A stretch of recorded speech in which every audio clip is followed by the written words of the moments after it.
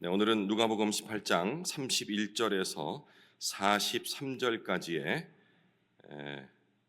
본문을 가지고 묵상을 이어가도록 하겠습니다. 누가복음 18장 31절에서 43절까지의 말씀입니다. 제가 먼저 읽겠습니다. 교독하겠습니다. 예수께서 12제자를 데리고 이르시되 보라, 우리가 예루살렘으로 올라가노니 선지자들을 통하여 기록된 모든 것이 인자에게 응하리라. 인자가 이방인들에게 넘겨져 희롱을 당하고 능욕을 당하고 침뱉음을 당하겠으며 그들은 채찍질하고 그를 죽일 것이나 그는 3일 만에 살아나리라 하시되 제자들이 이것을 하나도 깨닫지 못하였으니 그 말씀이 감추였으므로 그들이 그 이르신 바를 알지 못하였더라. 여리고에 가까이 가셨을 때에 한 맹인이 길가에 앉아 구걸하다가 무리가 지나감을 듣고 이 무슨 일이냐고 물은데 그들이 나사렛 예수께서 지나가신다 하니 맹인이 외쳐 이르되 다윗의 자손 예수여 나를 불쌍히 여기소서 하거늘 앞서가는 자들이 그를 꾸짖어 잠잠하라 하되 그가 더욱 크게 소리질러 다윗의 자손이여 나를 불쌍히 여기소서 하는지라. 예수께서 머물러 서서 명하여 데려오라 하셨더니 그가 가까이 오매 물어 이르되 네가 무엇을 하여 주기를 원하느냐? 이르되 주여 보기를 원하나이다. 예수께서 그에게 이르시되 보라 네 믿음이 너를 구원하였느니라 하시매 곧 보게 되어 하나님께 영광을 돌리며 예수를 따르니 함께 읽겠습니다. 백성이 다 이를 보고 하나님을 찬양하니라. 아멘. 예수님이 오르시는 이 예루살렘 길, 누가는 특별히 이 길을 여행이라고 표현했습니다. 이 여행이라 표현했던 십자가의 길의 의미가 점점 구체화합니다. 곧 있을 순환과 또 부활이 점점 가시화되고 있지만 제자들은 안타깝게 여전히 깨닫지 못합니다. 부자는 재물에, 제자들은 보상에 눈이 어두워서 그 길의 의미를 알지 못하는 것에 반해 오늘 보면 등장하는 이 맹인은 눈을 떠 예수가 누구신지 분명히 알고 그 길을 따릅니다. 누가복음의 마지막 치유 사건인 이 본문과 그리고 또 내일 이어지는 삭개오 이야기는 예수님이 메시아임과 또 제자도 즉 믿음을 강조하며 여행의 이런 서사적 이야기 전체를 하나로 묶어주고 있는 것 같습니다. 한 절씩 본문을 살펴보겠습니다. 31절 예수께서 12제자를 데리시고 이르시되 보라 우리가 예루살렘으로 올라가노니 선지자들을 통하여 기록된 모든 것이 인자에게 응하리라. 예수님께서 공적인 사역에 이 마지막 단계로 접어들면서 제자들에게 자신의 순환을 지금 예고를 하고 계신 거죠. 예루살렘으로 올라가노니 라는 이 부분을 단순히 지리적인 그 몸의 이동이라는 그 개념, 그 의미를 넘어서서 이제 구속사역의 정점이 예루살렘에서 끝을 이룰 것을, 결과를 볼 것임을 암시를 하는 그런 구절입니다. 선지자들을 통하여 기록된 모든 것이라고 지금 되어 있는데 구약에 기록된 내용들을 지금 말씀하시는 거죠. 구약의 메시아에 대한 예언을 가르치는데 그 예언들이 우리가 메시아가 와서 구세주가 와서 우리를 모두 구원해 줄 것이다 라는 것에 포커스가 맞춰져 있는데 사실 이 선지자들의 구약에 나와 있던 메시아에 관한 얘기들을 보면 거기에 포커스만 맞춰진 게 아니었거든요. 특별히 이사야가 말했던 이 예언들 53장에 기록된 내용들은 전혀 이들의 기대와는 다른 내용이었습니다. 잘 아시다시피 바로 예수 그리스도의 고난과 죽음, 부활을 얘기하고 있죠. 이것이 그러니까 선지자들의 외침이 우연한 사건이 아닌 하나님의 계획, 섭리임을 예수 그리스도께서 말씀하고 계신 겁니다. 이게 이제 신학적인 용어로 예정론이라고 하죠. 일찍부터 태초부터 계획된 그런 예정론이라는 용어로 설명이 되는데, 특별히 이사야 53장에 기록된 내용을 다시 한번 상고해 보면 그 내용은 잘 알고 있습니다. 자기 질고를 짚고 가는 도살장에 끌려가는 어린 양 같도다, 이런 내용들이 다 있거든요. 그리고 지금 현재 고난 당할 내용들이 다 기록되어 있어요. 이걸로 인해서 너희들이 해방되고 뭐하고 이런 내용이 아니거든요. 바로 고난받는 종의 모습을 이사야는 메시아의 모습으로 예고를 했던 겁니다. 그러니까 그들이 기대했던 것은 정치적인 메시아 아니었습니까? 자기들을 구속해서 해방시켜주고 강력한 왕국을 다스릴 왕으로 메시아께서 오실 것이다 라고 했는데, 지금 이사야를 비롯한 선지자들이 얘기하는 메시아상은 그게 아니었던 거예요. 고난받는 종, 그리고 자신의 백성을 자기를 희생함으로 구원해내는 그 모습을 담고 있는 것이죠. 백성을 위해 희생당하는 속죄의 어린 양의 모습이라는 것입니다. 32절, 인자가 이방인들에게 넘겨져 희롱을 당하고 능욕을 당하고 침뱉음을 당하겠으며, 예수님께서 겪게 될 그런 구체적 고난을 열거하고 계시죠. 이방인들에게 넘겨져라는 것은 지금 여기 이 말씀이 기록될 당시 이방인은 누구겠습니까? 로마 제국입니다. 로마의 권력자들에게 재판과 처형을 당할 것임을 의미를 하는 거죠. 우리는 이미 알고 있듯이 빌라도에게 넘겨져 이 말씀이 성취가 됩니다. 희롱, 능욕, 침뱉음, 수치와 조롱을 상징하는 그런 표현들이 되겠죠.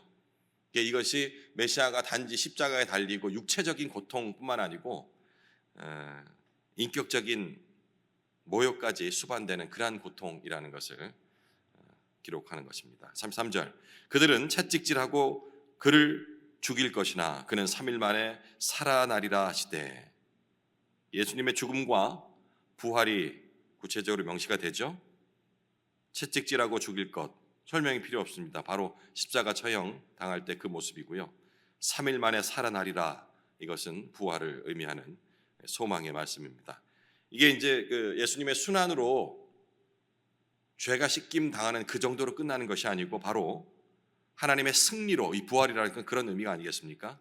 사람이 죽였으나 하나님께서 살리심으로 그 모든 것들을 초월하게 된다라는 그런 희망의 메시지가 되겠습니다. 구속사의 중심이 바로 이 죽음과, 예수님의 죽음과 그리고 3일 뒤에 이뤄질 부활에 있다는 것을 나타내는 핵심 구절이라 할 수 있겠죠.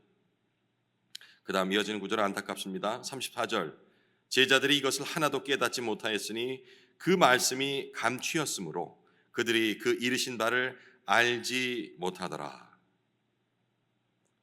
이게 제자들이 이것을 하나도 깨닫지 못하였으니, 이 안타까움들은 우리가 다 느낍니다. 그리고 왜 이렇게 쭉 그냥 우리가 대충 읽어봐도 몇 번이고 말씀을 하시잖아요. 그런데 왜 이렇게 못 깨달을까? 욕심이 많으니까, 어떤 자리라도 하나 차지할까, 이런 욕심이 있으니 못 받아들이지라고, 그 말도 틀린 것은 아닙니다만은 이렇게 생각하고 끝나면은 그 말씀이 감추었으므로라는 구절이 해석하기가 조금 어려워져요. 만약에 그들이 그 욕심 때문에 뭐 이런 것 때문에 이렇게 지금 감춘 게 아닌데 계속 말씀하시잖아요. 예수님께서 그대로 말씀하시거든요. 삶이만 그거 할 것이고 뭐 할 것이고 다 얘기하는데도 그걸 못 받아들인 이유가 그들의 욕심 때문이다. 여기에 이 34절 중반부에 있는 그 말씀이 감추었으므로 그 이르신 바를 알지 못하였더라, 여기에 이 비밀이 숨겨져 있는 겁니다. 특히 우리가 신앙생활을 처음 시작한 사람들은 이런 질문을 할 수 있어요. 만약에 우리한테 먼저 믿은 우리에게, 아니 그런데 왜 예수님은, 아니 그 기독교에서 말하는 그 복음이라는 것이 그걸 왜 감춰요? 아니 그 좋은 걸 왜 감춰요? 다 알아들을 수 있게 쉽게 말씀하시든지 설명하면 되지 라고 누군가 우리에게 질문한다면 뭐라고 답하시겠습니까? 그 좋은 걸 왜 감춰요? 감추면 못 알아보잖아요. 못 알아듣잖아요. 그래 놓고 왜 모른다고 혼내요? 이렇게 질문할 수 있지 않겠습니까? 처음 신앙생활을 시작한 사람이 뭐라고 답하겠습니까? 저한테 물어봤어요. 이게 이런 거더라고요. 제가 이해하기로는 신학적인 용어로 계시의 점진성, 이런 확 와닿습니까? 어제 그 순장 모임에서는 어떤 자매님께서 그 말 확 와닿는데요 이러시던데 벌써 어느 정도의 그 성경에 대한 이해를 갖고 있기 때문에 아마 이 단어가 확 와닿을 수 있겠죠. 계시의 점진성이라는 것. 이 감추어졌다는 게 영원히 비밀로 감추어진 것이 아니고요. 점진적인 의미를 갖는데 점진적인 것은 뭔가 이게 단계가 있다는 얘기 되겠죠. 이것을 여기서는 감추어졌다, 비밀이다 하는 거예요. 이게 무슨 의미고 하니 내 생각, 지금 이제 그 메시아에 대한 기대나 이런 것들이 다 자기 생각이잖아요. 이 부분이 포기가 돼야지 그 다음 단계가 이루어지는 거예요. 결론적으로 성령께서 우리에게 깨닫게 하여 주셔야지 이 말씀이 깨닫게 되는 거거든요. 그래서 우리가 항상 예배 드릴 적에, 찬양 드릴 적에 성령께서 이 자리에 임재하셔서 우리의 마음을 깨워주시고 깨닫는 영을 허락하여 주옵소서 이렇게 기도하는 이유가 그거예요. 이게 무슨 의미냐면 그럼 처음부터 성령 보내주시면 되죠? 라고 질문할 수 있잖아요. 성령이 오시는 것은 물론 강권적으로 우리 의지와 상관없이 이루어지는 일이라는 관점에서는 우리가 뭔가 해야 되는 건 아니지만 그런 관점이 아니고 우리 마음이 비워져야 돼요. 성령께서 역사하시려면 내 마음속에 내 생각들이나 이런 것들이 버려져야 되는 거거든요. 이거를 계시의 점진성이라 얘기하는 거예요. 그들의 생각이 꽉 사로잡혀 있으니 성령께서 역사할 만한 그 때와 시간이 이루어지는 것이 아닌 거죠. 그것이 포기가 될 때 내 생각, 내가 정해져 있던 것들, 이걸 좀 더 구약에 있던 그 유대인들의 모습들을 본다면 그들은 무슨 생각을 갖고 있었습니까? 율법을 통해서만 온전히 지킴으로만 의에 이를 수 있다. 이게 다 한 맥락인 거예요. 그것을 버려야, 그걸 버린다는 것은 예수께서 전한 복음을 믿는다는 것이죠. 그때 성령께서 역사하신다는 겁니다. 이거를 감추어졌다라고 얘기를 하는 거예요. 영혼이 감추어지고 예수님이 숨바꼭질 하듯이 이 복음의 진리를 하나님께서 감춰놓고서 뭐 필요한 사람에만 주고 이런 개념이 아니고 그 선행 단계가 이루어진 사람에게 이것이 보이기 시작하고 그 말씀이 깨달아진다라는 그런 의미에서 감추어졌다, 비밀이다 라고 얘기하는 것이죠. 하지만 이 비밀은 열쇠를 알고 있는 그리고 그 상태가 된 사람에게는 더 이상 감춰진 것이 아닌 것이죠. 더 확장한다면 이미 시작된 하나님의 나라를 사느냐 못 사느냐는 바로 이런 문제인 겁니다. 그 좋은 나라면 다 같이 살게 하지 왜 누구는 살면서 이생을 살면서 누리게 하고 누구는 고통 가운데 있다가 그 다음에 겨우 죽어서야 뭐 갈 수 있는 그런 나라? 삐딱한 마음 가지면 그런 거 안 믿고 싶지 않겠어요? 그런 사람들은 이게 뭐 차별이야? 그런 개념이 아닌 거예요. 감춰져 있다는 비밀이라는 것은 모두에게 다 비밀이 아닌 이미 깨닫고 그 열쇠를 갖고 있는 사람에게는 더 이상 비밀이 아닌 것. 모두에게 열려 있지만 누구는 보지 못하고 누구는 살지 못하는 이것이 바로 복음의 비밀이라는, 저는 그렇게 이해를 했습니다. 구속의 진리는 성령의 조명 없이는 이해될 수 없다는 그런 감춰지다는 그 단어가 문맥이 그런 것이 되겠죠. 35절 이제 장면 전환이 이루어집니다. 여리고에 가까이 가셨을 때에 한 맹인이 길가에 앉아 구걸하다가, 여리고란 도시 기억나시죠, 그죠? 가나안 정복 때 제일 처음에 맞닥뜨렸던 도시 국가이기도 하고요. 그리고 이제 다 이 점령한 이후에 예루살렘을 가는 길목에서 항상 지나가야 되는 그러한 교통 요충지였던 모양입니다. 그래서 이제 제사장을 비롯해서 레위인들이 아주 빈번하게 그 길을 다니고 하니까 육체적 또 사회적 약자들이 그 길가에서 구걸하는 모습들이 많았다고 그래요. 이 등장하는 맹인도 그런 목적을 가지고 있었겠죠. 여리고는 상징적으로는 저주의 도시이기도 하고 세속의 도시로 우리가 평하고 있습니다. 후대에 그곳에서 고통 중에 있는, 육체 고통 중에 있는 이 맹인이 예수를 만나는 장면은 또 어떤 의미가 있냐? 이 메시아의 자비와 긍휼이 아주 편만하게 누구에게나 임한다라는 그런 사실도 우리가 이 구절에서 볼 수가 있어야 합니다. 열심히 살고 착하게 살고 뭐 이랬던 사람에게 이 복음이 임한 것이 아니고 그냥 정말 하루하루 이 소망 없이 사는 그런 모든 사람에게 임할 수 있다라는 것, 이 만남이, 맹인과의 만남이 그런 것을 상징한다라고도 우리가 또 확장해 생각해 볼 수 있겠죠. 36절, 무리가 지나감을 듣고 이 무슨 일이냐고 물은데, 그러니까 이제 맹인이니까 눈이 안 보이니까 소리만 더 듣겠죠. 근데 이제 평상시 소리와는 다른 막 무리들이 떼를 지어서 막 가는 모습 보니까 이제 이보시오 이보시오 하고서 무슨 일이 있어 이러고 막 간절하게 물어봤겠죠. 자신의 그런 그 시각적 한계를 귀로서 청각으로서 보완을 하면서 주목을 하는 모습입니다. 근데 이 질문이 그냥 뭐 궁금해서 뭔 일이에요? 뭐 이런 개념보다는 훨씬 더 간절했던 것 같아요. 호기심이나 뭐 이런 것들이 아닌, 단지 구걸하는 자가 아니고 어쩌면은 지금 오늘 이후에 이어질 본문을 본다면 맹인이라도 다 같은 맹인이 아니고 이 맹인은 뭔가 절대적인 이런 것을 갈구했던 것 같아요.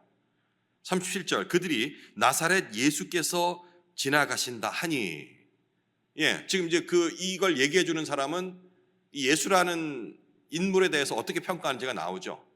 나사렛 예수라는 것은 김해에 있는 오양숙이 지나간대 뭐 이런 느낌이에요. 그냥 거기에 있는 뭐 요 정도. 아직 이 무리들은 예수의 정체성에 대한 제대로 된 이해가 없는 거예요. 하지만 맹인은 나사렛에서 난 나사렛 출신의 예수가 지나간다고 하고 번뜩 마음속에 소망이 생겨나는 겁니다. 바로 행동으로 이어지죠. 38절, 맹인이 외쳐 이르되 다윗의 자손 예수여 나를 불쌍히 여기소서 하거늘. 다윗의 자손, 이게 엄청난 의미를 갖고 있는 단어입니다. 문장이고요. 앞에는 나사렛 예수가 지나간다 했는데 이 맹인은 다윗의 자손 예수여라고 외치는 겁니다. 그러니까 이 맹인은 예수를 단순한 선지자, 나사렛에서 난 뭐 기적을 행하고 뭐 이런 선지자, 치유자가 아닌 다윗의 자손이 뭘 의미하는지는 목사님 말씀을 했잖아요. 메시아를 얘기하는 거예요. 이미 죽은 다윗이 와서 다스리라, 이것도 역시 그의 후손이 바로 메시아로 올 것이다라는 것을 내포하고 있다는 걸 우리는 잘 알고 있어요. 근데 이 맹인도 알고 있는 것 같아요.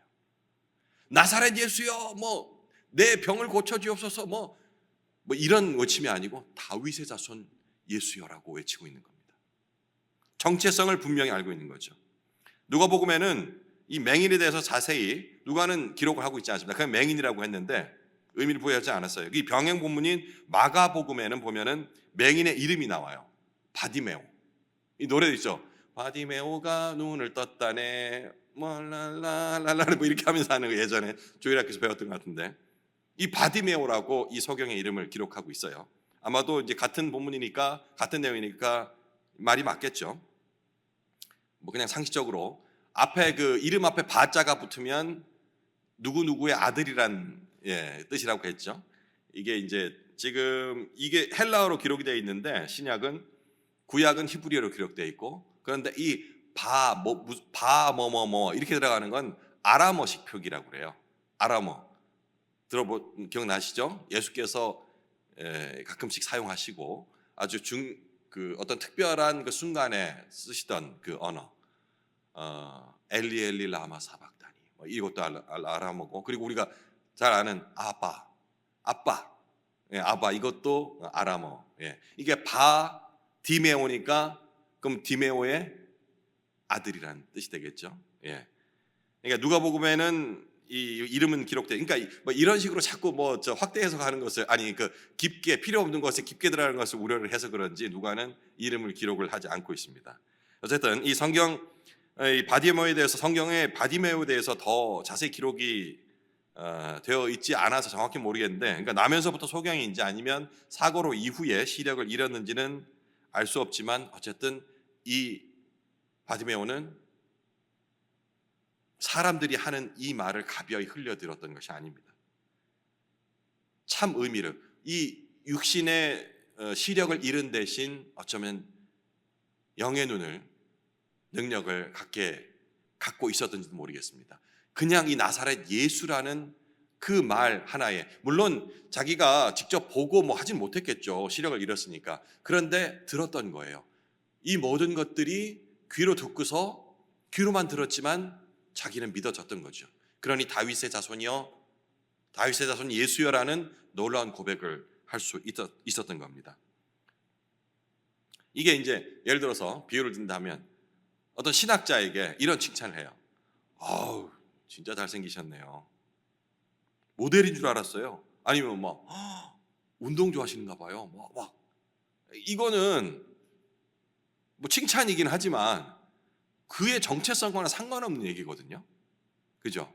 그런 차원에서 일을 한다면 정확히 이 다윗의 자손이라는 단어가 예수의 정체성을 분명히 알고 있는 제대로 된 얘기였어요. 그래서 예수님이 응답하시는 거예요. 39절 앞서가는 자들이, 이 그 전에 그게 있네요. 이게 지금 앞서가는 무리들이, 제자들이 야 조용히 좀 해, 시끄러워, 이렇게 하고서 가까이 하지 못하게 하는, 그 앞에 뭐 어린아이도 그렇고 다 있었는데도 역시 이들은 귀하신 분 가는데 말이야, 우리 목사님 가는데 얼마나 귀한 분인 줄 알아? 세상 자꾸 귀찮게 하지 마세요. 이렇게 막는 것과 같은 거예요.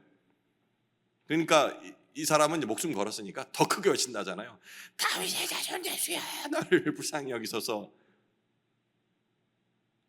40절 예수께서 머물러 서서 명하여 데려오라 하셨더니 그가 가까이 오매 물어 이르시되, 예수께서 멈추셨다는 사실은 그 사람의 외침을 듣고 이제 응답을 하신다라는 것이겠죠.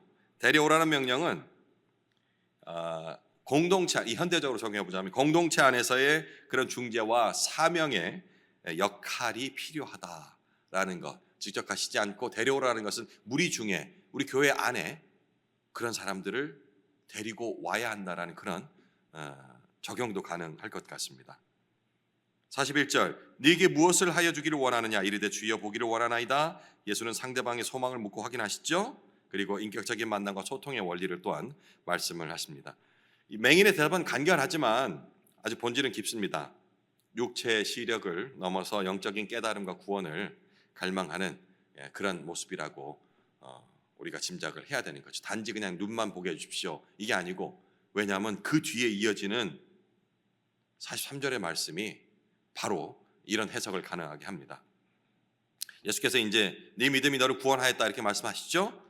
그러니 43절 곧 보게 되어 눈이 뜨였다는 얘기입니다. 하나님께 영광을 돌리며까지는 누구나 할 수 있을 것 같아요. 우리가 병 고침을 받게 되면은 그렇죠, 찬양하게 되죠.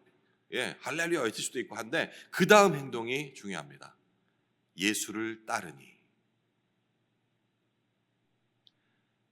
우리가 신앙생활을 오래 하게 되면 자칫 위험성 예측할 수 있는 부분들이 실제로 그렇게 되는 많은 경우들을 봤고요. 젊어서 이 복음을 듣고서 예수를 믿고서 정말 헌신적으로 살았어요. 자녀 교육도 그렇게 하고, 경제, 그러니까 물질을 다루는 방법도 하나님의 방법으로 이렇게 쭉 살아왔는데 나이가 들면서 권사님이 되고 장로님이 되면서 애들도 다 컸고 훌륭하게 잘 컸고, 그때 생각하는 거예요. 제가 지금 이 맹인이 눈을 뜨게 되는 이것과 지금 그걸 연관시켜서 적용을 해보는 겁니다. 이제 천국에 갈라 얼마 남지 않았는데 세상에서 안 해본 게 너무 많은 것 같은 거예요.